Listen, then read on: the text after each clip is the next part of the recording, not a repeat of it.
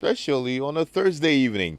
It ushers us into our Hall of Fame, our personality profile here on Joy 99.7 FM. I'm Lexis Bill. Good evening and welcome. Yeah, you probably are done with the day, on your way to the house, right? Or you're home already, settled in with a glass of wine or whatever it is you have in your glass. But yeah, sit back, relax, because we're about to have a very, very good conversation with an amazing man who's my guest here on Personality Profile. Yeah, this evening I spent time with a great brother who has over 18 years experience as a senior development professional.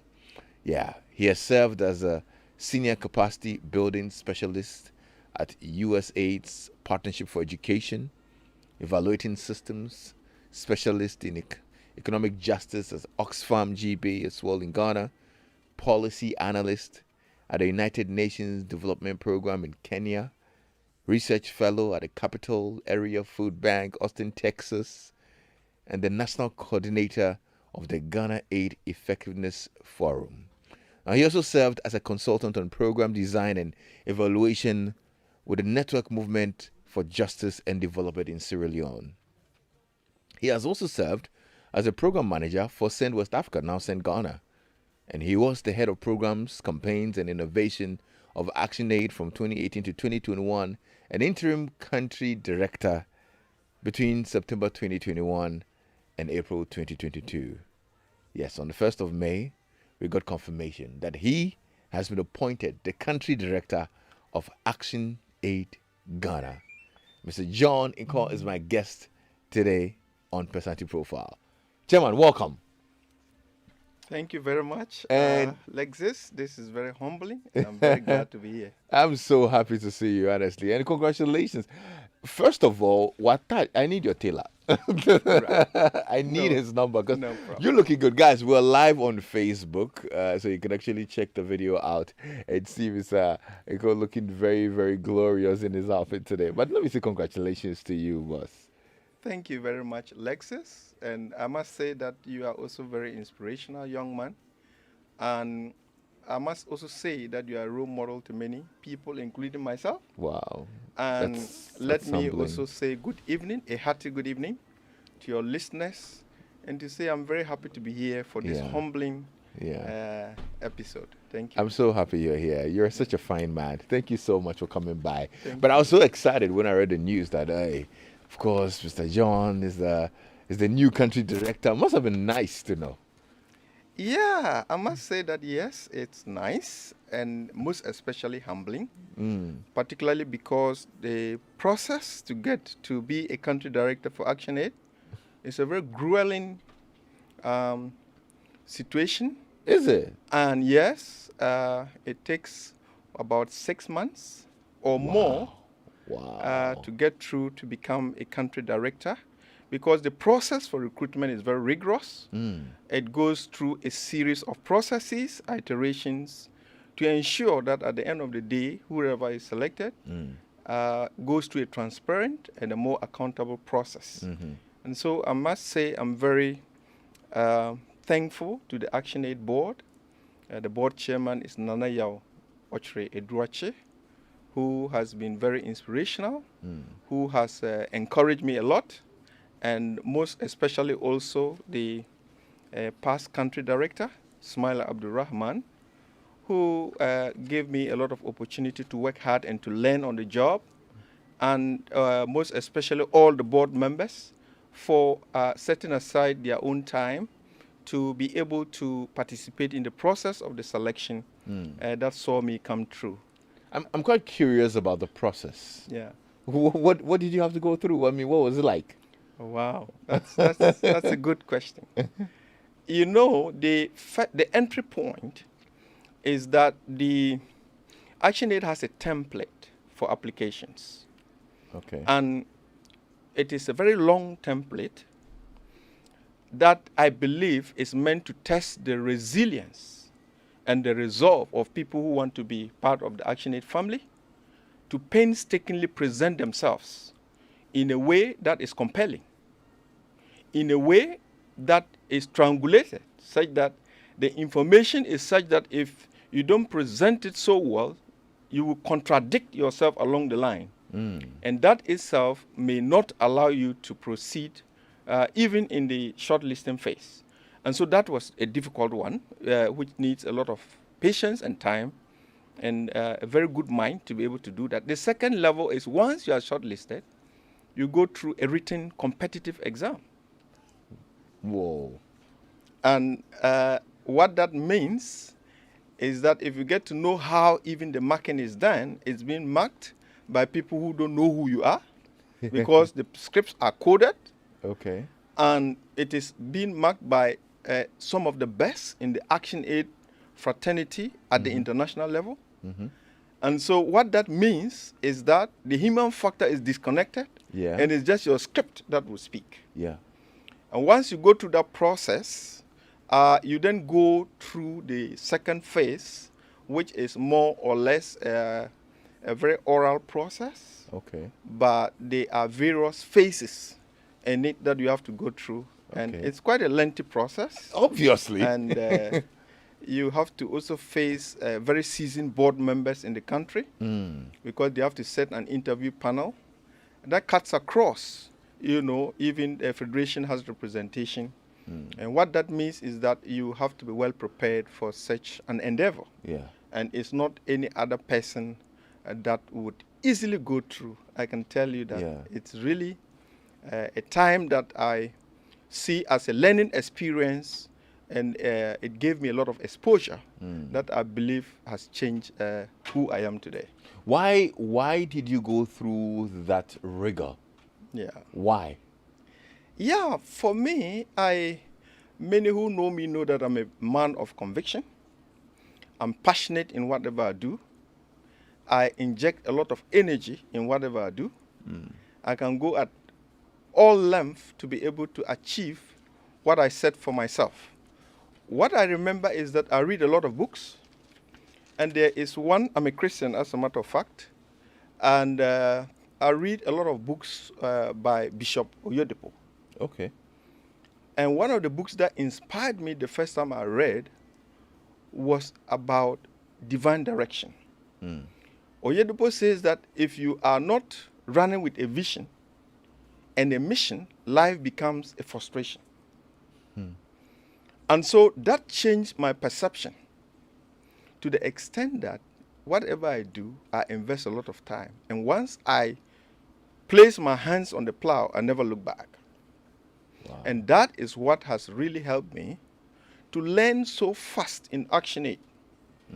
I remember when I was transitioning from Oxfam to ActionAid, I really dragged my feet because I thought that the offers in Oxfam were so good, but also I thought that ActionAid would help me nurture my career development trajectory. Okay. And that was what convinced me to join ActionAid. And so when I transitioned, I held every aspect of my work with the seriousness it deserved. And that helped to build my resilience to be able to go through the grueling process, I must say. The passion with which you speak, it certainly equates to the passion that you actually have for your job. And it's impressive. And if there's anything I'll take from our conversation, it's the passion that you wield. And I think it's a powerful thing. Yeah, and God bless you for sharing that, honestly. Thank you very much. I'm happy. I'm happy about it. Now, I know you've got a vast knowledge and experience in development, in the development space. Right. What is that one thing that you think did it for you to get a job? Was it that vast experience, or was something else about you? What do you think made it for you? I'm happy you asked that, and let me also share that one of the very strong talent that I acquired early in my development work and trajectory was the fact that I had the privilege of working with one great development practitioner called Siafa Kamara. He's a Liberian. Okay. And one of the things he taught me is the passion and the zeal that you see in me today. He found me to be a young man that he could mentor. And so at that early stage, he saw that I was picking and developing the kinds of capabilities and skills that he wanted. So for example, you need to be resilient. He's the type that can take you, he can sit with you up to midnight writing a report. And Lexis, it would take a person, especially a very young practitioner like that, a commitment and a far sight to see in a great man like Siafa Kamara that I wanted to one day become like him. And so I followed him after every step. If he's sitting up to 1 a.m., then I'm there with him. I wouldn't blink. He gives me an assignment at 1 a.m., for example, and tells me, John, I want you to deliver this to me by 5 a.m. So sometimes I'm like, is this great man wicked to me? I remember when we, at an early stage, I hadn't even done my master's. He looked among all the staff in St. West Africa and said, John, I'm going to do an evaluation for the Network Movement for Justice and Development in Sierra Leone. And I've spoken to the country director. I want to take you along. At a very young stage. So I said, well, sir, I don't have a master's. I don't know what policy evaluation is all about. And so he said, John, let's go. And so I prepared, and we went. We got to Sierra Leone. For the first time, I entered a helicopter. You know, those days, you have to, if you know Sierra Leone very well, you have to, the airport is across a certain river. You have to fly over. Okay. And so when we got there, I got the baptism of fire. He said, John, go to your room, shower, come, let's sit and develop the tools for the evaluation. You won't believe it. We sat till daybreak. He said, John, go shower. We are going to Koidu. That's one of the provinces.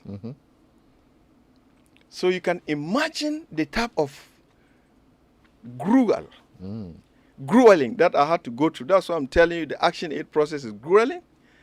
But like David, I already got my practice and training at the backside under one great man called Siafa Kamara. And so the long and short of it is that built my capacities. Yeah. Secondly, I am the type that I'm results oriented. I may not have the capacity, but once you define the goal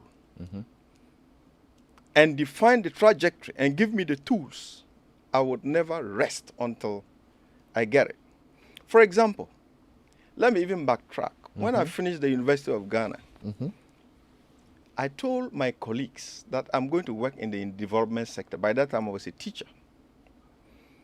So from Upper West, I got to the university here, and I told my wife, by then I'd married her very young, I said, Auntie, I'm not coming back to war again. And I can tell you that it threatened my marriage. It did. I mean, it sounds like it will. I lost friends because they thought I was crazy. Because if you look at the landscape of international development in Ghana, and particularly northern Ghana, many people call the northern region the seat of NGOs. And I hope you probably are aware of that literature. Yeah. And so I said, if it is the hub of NGOs, I want to work in an NGO. I don't want to be a teacher. I've served as a teacher for about 10 years, even though I was young. And so from Legon, I got my CVs prepared. In those days, we used to get mentoring at the African Development Studies Department. I did my CVs, my brother.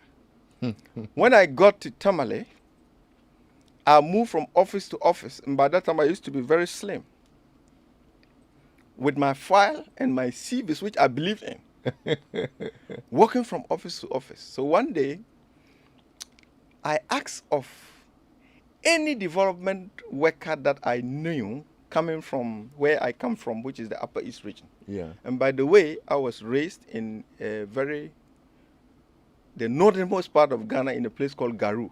Garu. It's very close to Togo. Is it close to Timpani or something? Yes, it used to be Garu Timpani. Uh-huh. They are a clustered community. Yeah. And so, fortunately, there was another strong woman called Teresa Ajalo Azuma. She was working with CRS. So when I got wind of her, I went to her, introduced myself and said, I left WA and came here. And until I get appointment into development work, I was not going to rest. So she laughed and gave me a seat. So she tried to find out how I was prepared. She asked for my CV. Mm-hmm. The reason why I tell you she's a strong woman is what I'm going to reveal to you now. The CV that I prepared from the University of Ghana, under the tutelage of the African, what's the name of that center again? In other words, I prepared a nice CV from the University of Ghana. I got there. You won't believe it. Lexis, Teresa collected the CV, looked at it, and tore it into pieces. Hey. Threw it into the dustbin. In other words, all these exposures prepared me and gave me a better understanding of what it takes to work in the development sector. Why did she tear the CV apart? She told me it was rubbish. She told me it's rubbish. And John, this is what most of you and your colleagues, teachers do. And many believe that the NGO sector, if you don't have contacts there, you can't get employment. John, today I want you to know that it's a lie. I'm going to teach you how to prepare a CV. Lexis, another grueling encounter. We sat the whole day to prepare a CV. Okay. My brother, it is after that I said, damn it, most of my friends are really missing.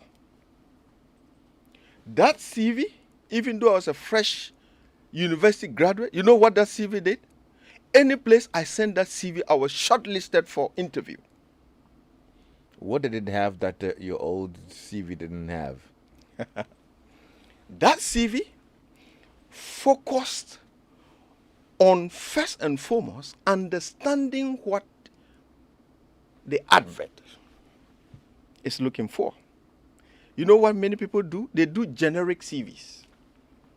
And they are working with it confidently like I used to do with my file. But generic CVs don't work in the development sector. In the development sector, you need to understand what is it that the advert is talking about. And you need to apprise yourself. You pick line by line the competencies that the advert seeks to look for.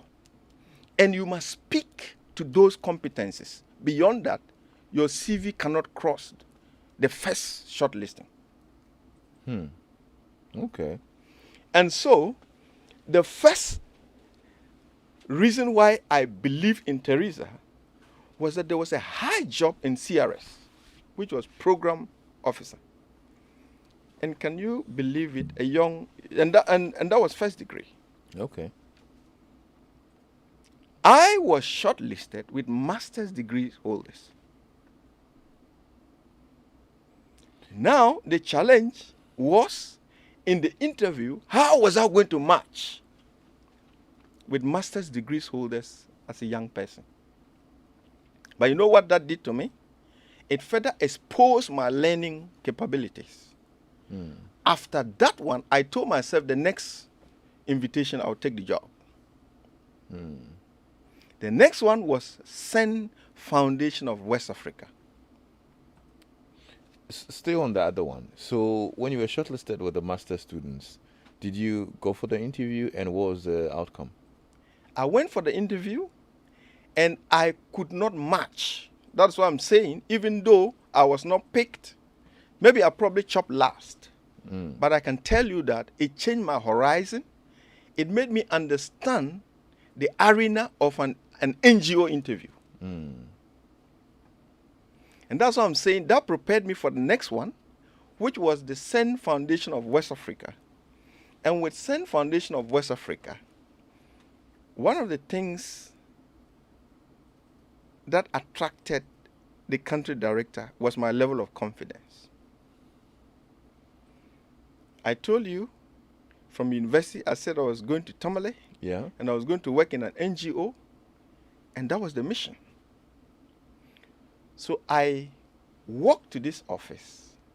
And in those days, I tell you, I was a little bit smallish, slim.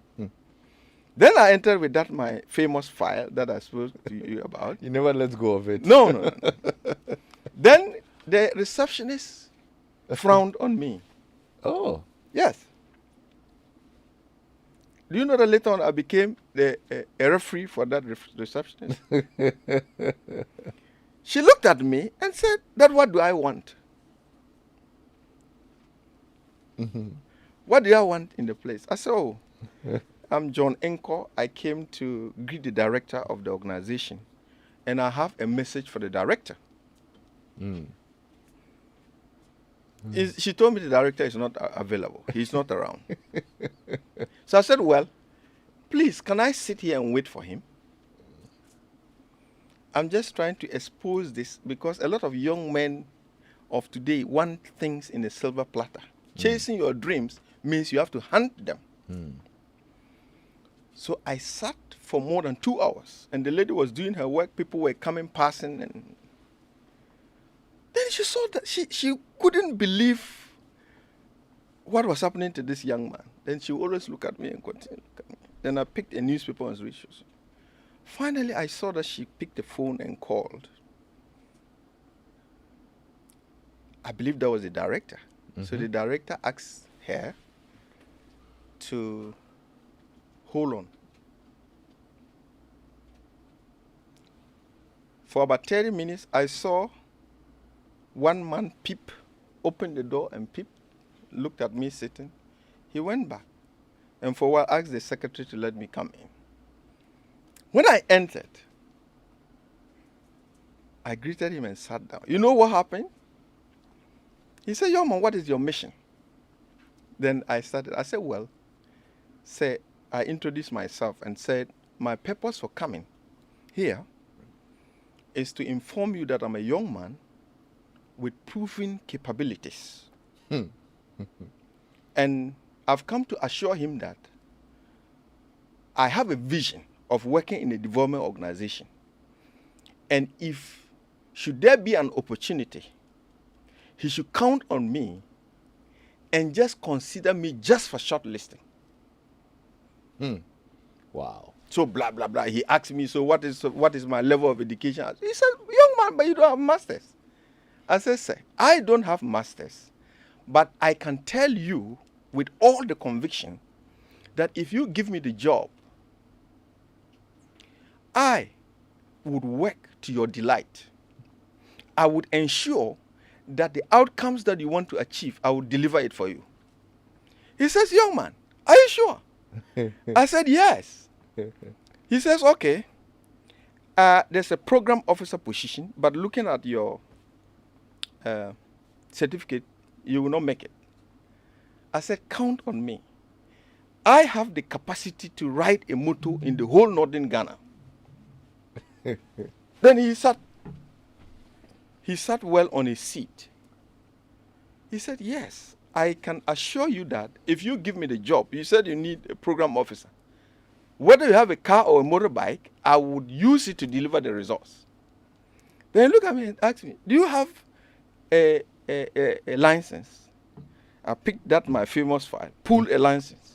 You were prepared, goodness. So the long and short of it is that there's a lot that happened. He asked where I came from. That he has never seen a young man with confidence like me. But I'm wondering, why were you convinced that, okay, let me put it this way. Working in the development space, where did that motivation come from? What made you so keen on working in the development space? Was it something you saw growing up? Was it something personal? Fantastic. I come from a very poor family. And to tell you the truth, as a young man, I became angry at poverty. Poverty, I was at enmity with poverty. And I told myself that I am going to kick out poverty in my family.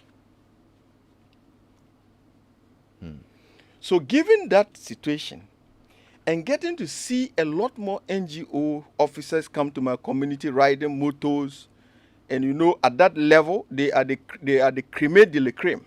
They are the top people, very nicely dressed. Everybody is going after them. They are in charge of everything in the village. And so I said that I want to be like these people to change lives in my community.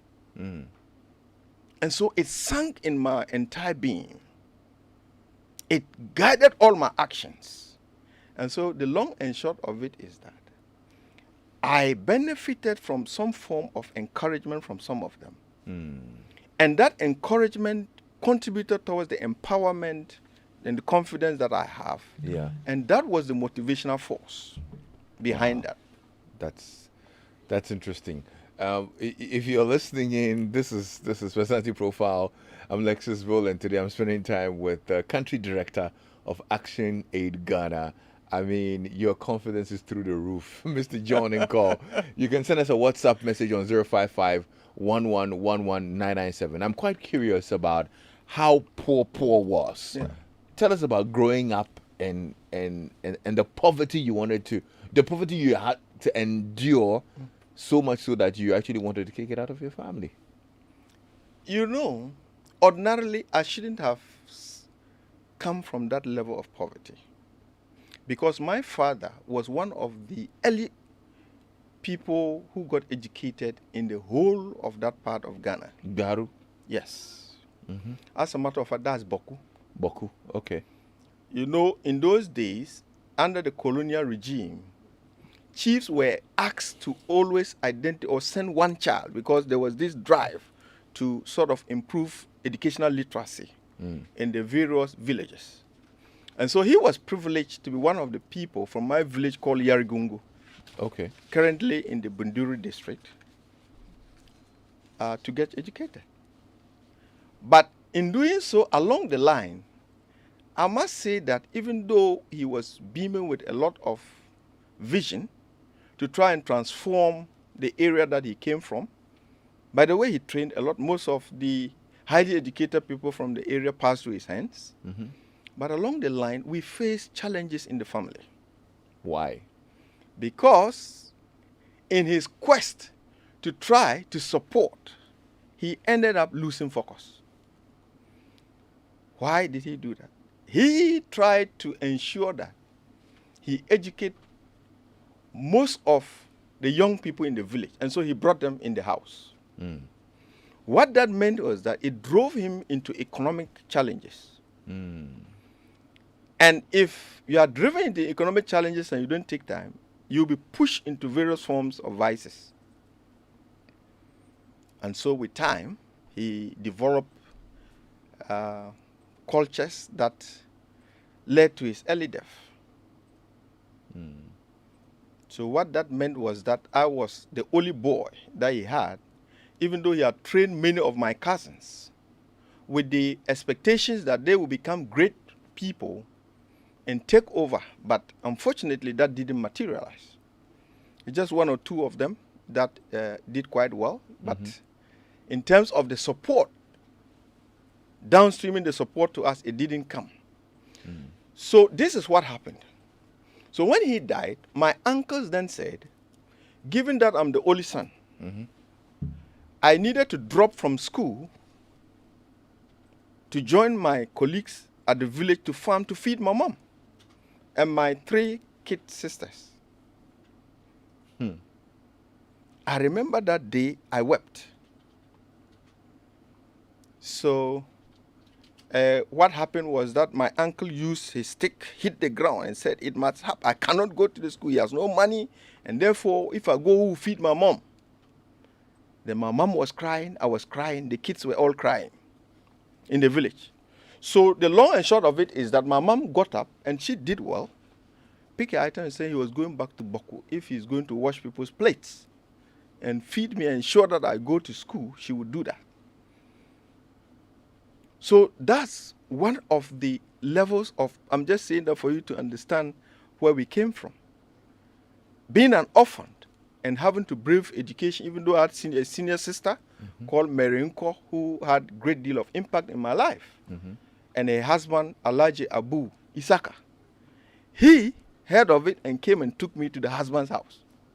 Lexis, that is what blew my world and enabled me to break the glass ceiling, because at where they were, that was now in Upper West. She was married to Upper West.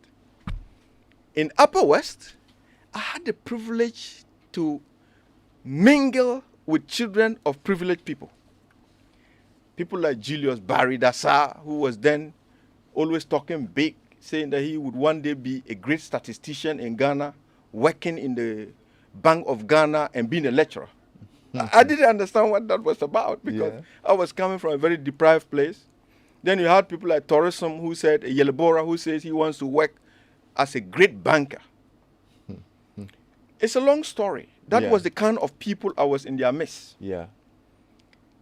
And to tell you the truth, people like Bangun Lori and the rest were all people, the president Fred Baganluri. These were the people. President of Academic City. Yes. You have Sebastian Zato, who is now a great Catholic priest. Wow. They were talking big because they were in the mission schools. Yeah. They were exposed. Their fathers were in privileged positions. Then I was always following them. So one day I told myself, if this is where these guys want to be, I must also break the ceiling. Yeah. And so in development work, I never rested. I worked so hard to the extent that my work was identified by Ford Foundation.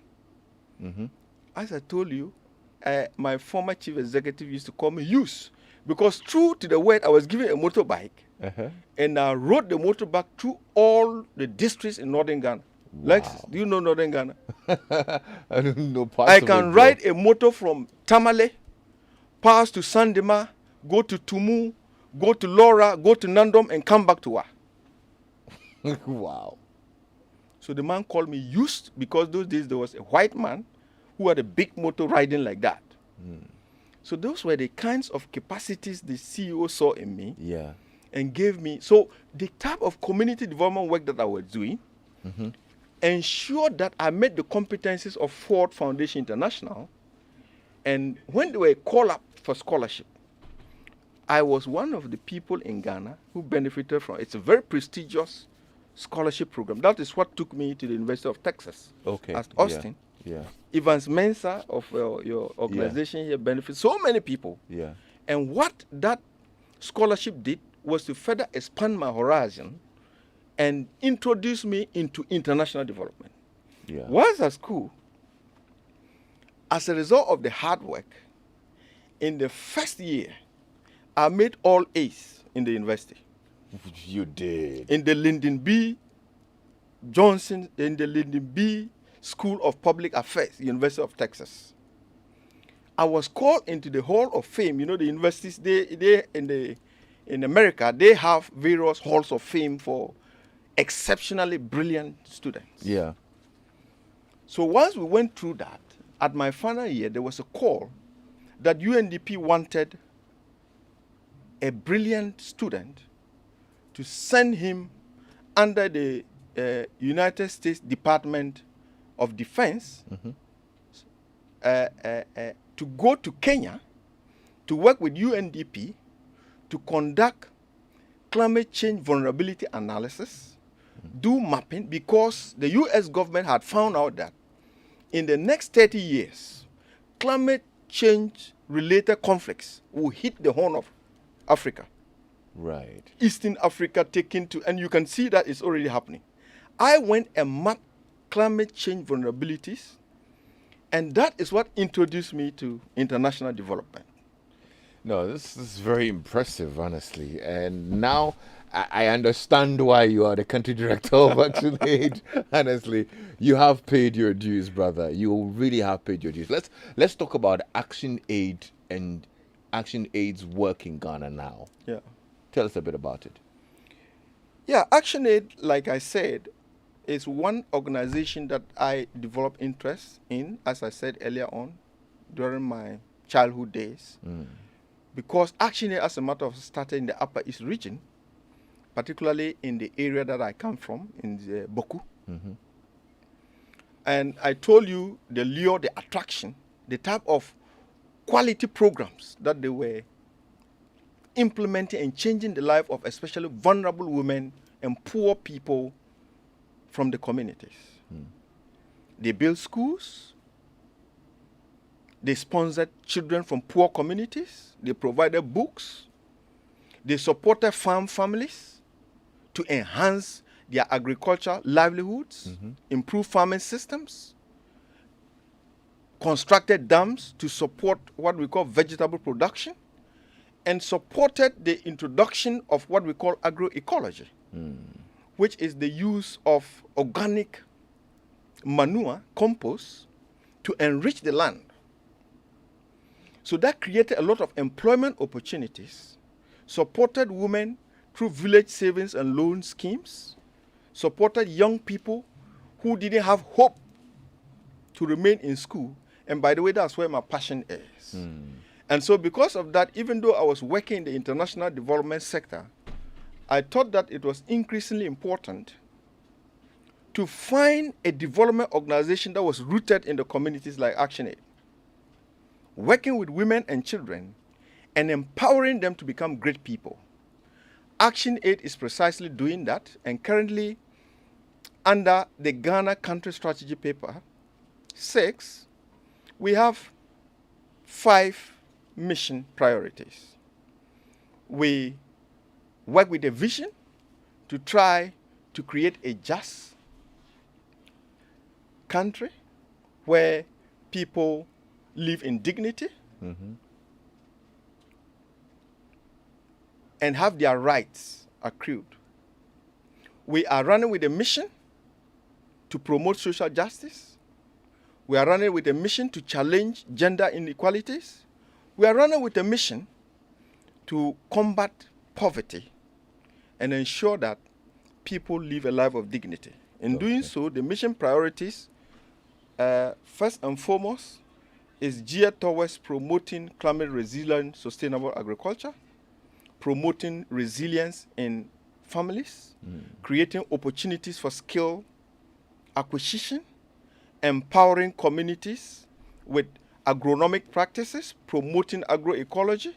And as we speak in ActionAid, we work with communities to even develop under the climate sustainable agriculture, to develop what we call community adaptation plans, which is geared towards promoting climate change.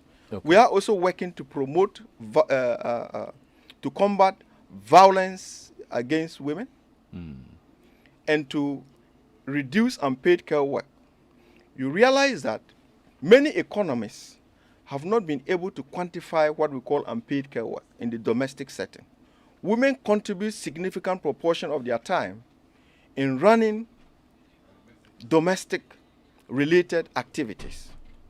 Although these are not quantified, they have economistic value. The man is able to go to work because the woman takes care of the house, she prepares food, she undertakes both productive and biological responsibilities. And all this needed to be quantified to ensure that there's redistribution of unpaid care work in the home. Once the utility of that is, once the distribution is effectively distributed, women will have a lot more time to engage in economic activities. And so ActionAid is working seriously around that, promoting early childhood development centers, creating opportunities for women to have safe places to send their children so they can become productive. And we have a lot of results around that. So I'm wondering, ActionAid came to Ghana in the early 90s, I think. Correct. So, right? Yeah. And there are a lot of development organizations as well, especially in the northern part. Like you said earlier, it's common knowledge that it has the biggest collection of the development agencies and NGOs and NPOs. Yeah. Why is our country's development moving at a slow pace? Thank you very much. there is an intersectionality of factors in our understanding that contribute towards this. For example, if you take the economic sector, currently, many developing countries are implementing what we call neoliberal policies. And under neoliberalism, we have multinational corporations that come into these developing countries. They engage in large industrial agriculture. They use chemical fertilizers. And in the effect, in some communities, there's contention even to get arable land for food crop production. And so what happens is that the more and more that multinational companies come in and dominate the agriculture sector, and remember, agriculture is the mainstay, providing a lot more employment, about 80% in Ghana, and so on and so forth. What that means is that more and more governments are shifting towards the broader mass food crop production areas and supporting industrial agriculture. And what that means is that it reduces the advantage and the motivation for people to want to go into that area that provide large-scale employment opportunities to people.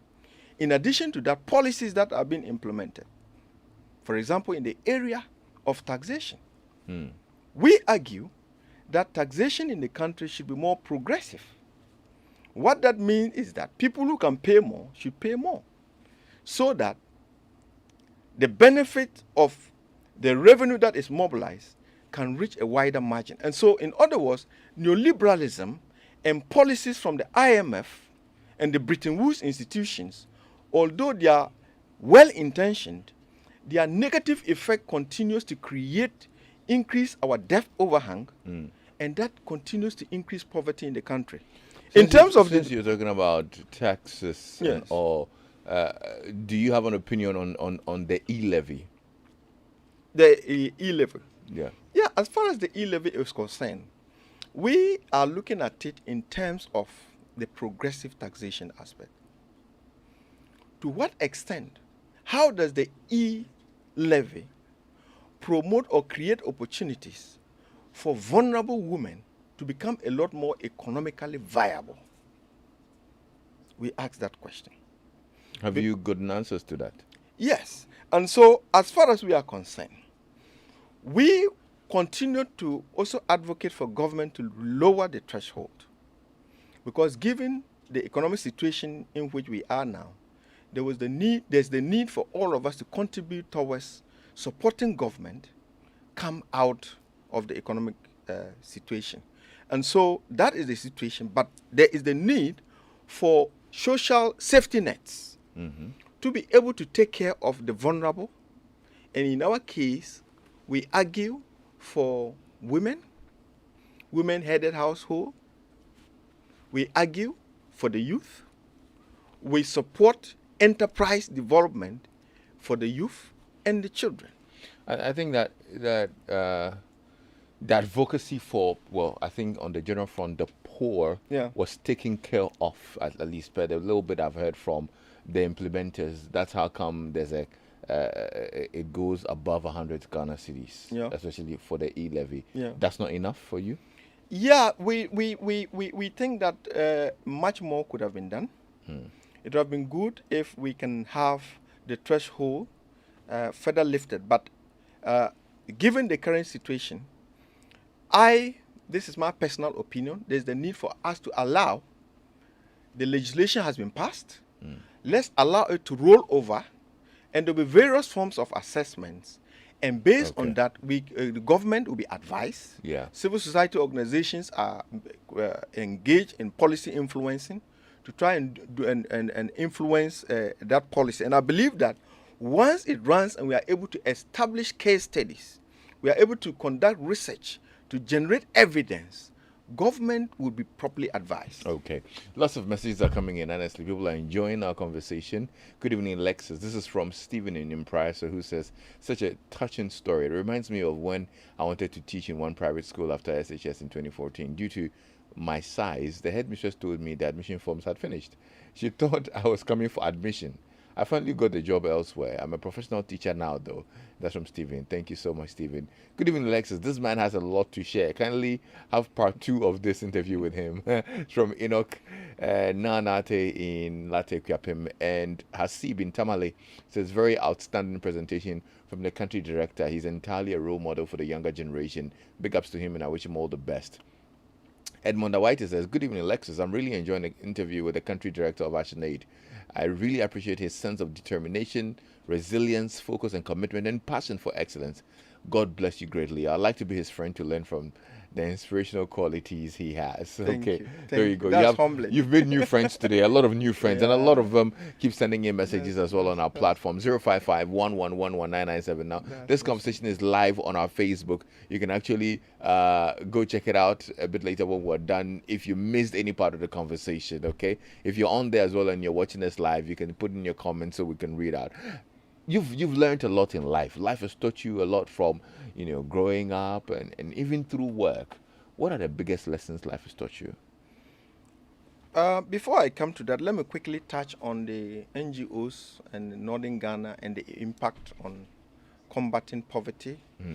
One of the challenges that we have is that NGOs are implementing models. In other words, we do not arrogate it to ourselves that we can single-handedly combat poverty and eradicate poverty.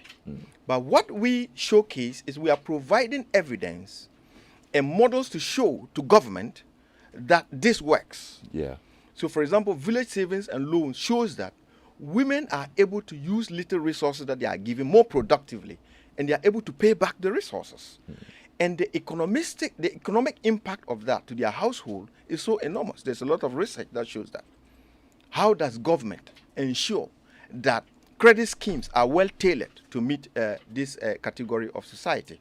We are talking about agroecology. Lexis, whether we like it or not, COVID-19 and the Ukraine-Russia war does point to us that whether we like it or not, we need to find home-based approaches towards creating organic manure to support our farming, and it is even proven that that is the most sustainable way.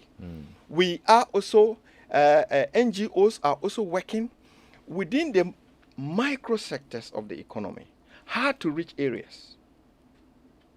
These are some places that even people say government has forgotten about the people, but NGOs are able to penetrate. So can you imagine if NGOs were not in Northern Ghana and the hard-to-reach areas? Do you know the impact of it?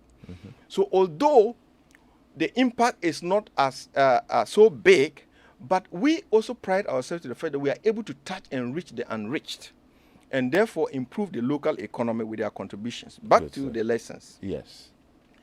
One of the lessons I've learned in life is that if you are not running with a vision and with a mission, life is a struggle. In other words, there is no quick fix. There is no quick fix in any economy, not even the US that I went to school.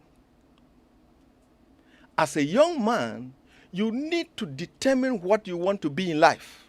And by so doing, you break that mission or vision into objective, implementable plans. In addition to that, I also believe one of the lessons that I've learned is to work under mentors. Yeah. You need to get great people that you aspire, you want to be like them. Build relationship with them and learn from them. I've learned from the feet of Siafa Kamara. I've learned from the feet of Samuel Zan. I've learned from the feet of Smaila Abdul Rahman. I'm learning under the feet of Nana Yao. And, Ochre Oduache. And today we have learned from you. And the list continues. I wish we could go on and on. Honestly, I totally agree that we actually need a part 2. But I got to be honest. Yeah. I've really enjoyed this conversation, and I'm grateful that you came to share with us.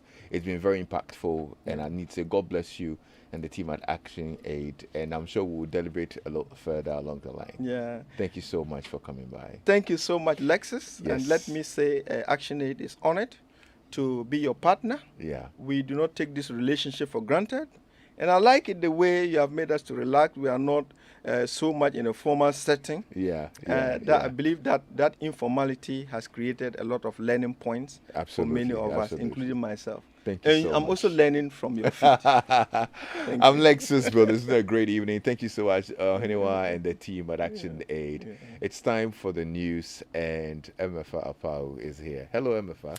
Hello, Lexis. Interesting conversation there. Time for Joy Headline News at 8. Tonight, a former legal consultant to the Lands and Forestry Commission, a lawyer